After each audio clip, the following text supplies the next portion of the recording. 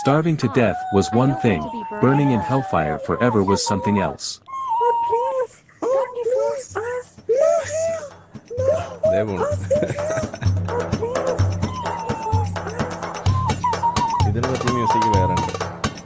Okay, I have pity on you all. After all, I'm a merciful prophet.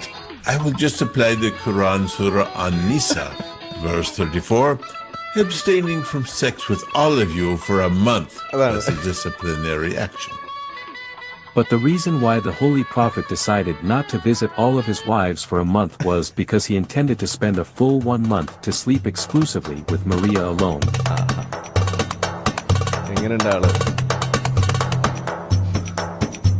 ആയത്തിറക്കി പൂശാനും ഒരു range വേണം, അതെനിക്കേ പറ്റുള്ളൂ എന്ന് പഠിച്ചു പറഞ്ഞു പഠിപ്പിക്കുകയാണ്.